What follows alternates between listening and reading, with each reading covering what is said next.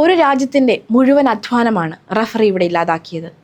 Argentina Egypt മത്സരത്തിന് ശേഷം ഈജിപ്തിൻ്റെ മുഖ്യ പരിശീലകൻ ഹുസാം ഹസൻ പറഞ്ഞ വാക്കുകളാണിത്.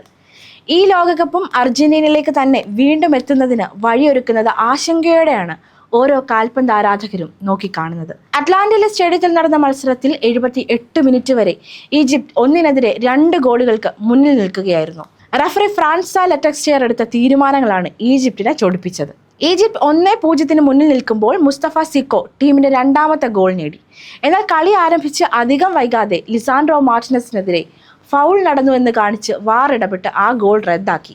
എൻസോ ഫെർണാണ്ടസ് അർജന്റീനയുടെ 3ാമത്തെ വിജയ ഗോൾ നേടുന്നതിന് തൊട്ടു മുൻപ് ഫംദി ഫഫ്റ്റിയുടെ ജേഴ്സി അർജന്റീനിയൻ മധ്യനിര താരം അലക്സിസ് മാക് അലിസ്റ്റർ പിന്നിൽ നിന്ന് വലിച്ചു പിടിച്ചു. ഇത് വ്യക്തമായ പെനാൽറ്റിയോ ഫൗളോ ആയിരുന്നിട്ടും റഫറിയോ വാറോ അത് പരിശോധിക്കാൻ പോലും തയ്യാറായില്ല. ബോക്സിനുള്ളിൽ വെച്ച് മുഹമ്മദ് സലാഹിനെ ജൂലിയൻ അൽവാരസ് ചവിട്ടി വീഴ്ത്തിയിട്ടും കളി തുടരാൻ റഫറി അനുവദിക്കുകയായിരുന്നു. കൗണ്ടർ അറ്റാക്കിലൂടെ അർജന്റീനയ്ക്ക് അനുകൂലമായി ആ നീക്കം മാറുകയും ചെയ്തു. ഇത്രയുമൊക്കെ കാട്ടിയാൽ പിന്നെ വിമർശിക്കാതിരിക്കുന്നത് എങ്ങനെയാണല്ലേ?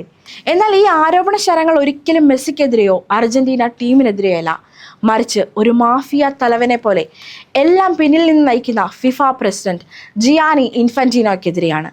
അർജന്റീനയ്ക്ക് അനുകൂലമായ റഫറിമാർ തീരുമാനങ്ങൾ എടുക്കുന്നത് ഇൻഫാന്റിനോയോടുള്ള സ്വാധീനം കൊണ്ടാണെന്ന് ആരാധകരും മുൻ താരങ്ങളും ഉൾപ്പെടെ ആരോപിക്കുന്നു. അദ്ദേഹത്തിന് ലോക ചാമ്പ്യന്മാരെ ഈ ടൂർണമെന്റിൽ നിലനിർത്തണമായിരിക്കാം. അതിനുള്ള തെളിവ് കഴിഞ്ഞ കുറച്ച് ദിവസമായി അദ്ദേഹം തന്നെ തുറന്നു കാട്ടിയിട്ടുണ്ട്. കളിക്കളത്തിൽ അർജന്റീന ഒന്ന് പിന്നിലേക്ക് പോകുമ്പോൾ ഇൻഫാന്റിനോയ്ക്കുണ്ടാകുന്ന അസ്വസ്ഥതകൾ പലപ്പോഴും പല വീഡിയോകളിലും ചിത്രങ്ങളിലൂടെയുമൊക്കെ സോഷ്യൽ മീഡിയയിൽ വ്യാപകമായി പ്രചരിക്കുന്നത് നമ്മൾ കണ്ടതാണ്.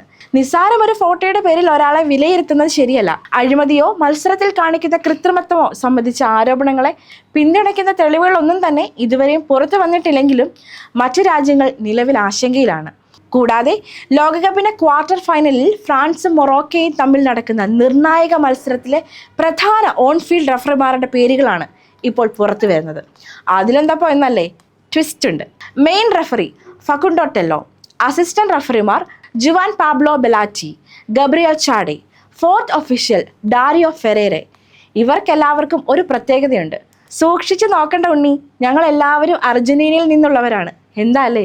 അങ്ങനെയെങ്കിൽ ഒരേ രാജ്യത്ത് നിന്നുള്ള 5 ഓൺ ഫീൽഡ് ഒഫീഷ്യലുകളും പങ്കെടുക്കുന്ന ടൂർണമെന്റിലെ ആദ്യ മത്സരമായിരിക്കും ബോസ്റ്റണിൽ നടക്കുന്ന ക്വാർട്ടർ ഫൈനൽ. അപ്പോൾ ആർക്കും ഒന്നിനും സംശയമില്ലല്ലോ അല്ലേ?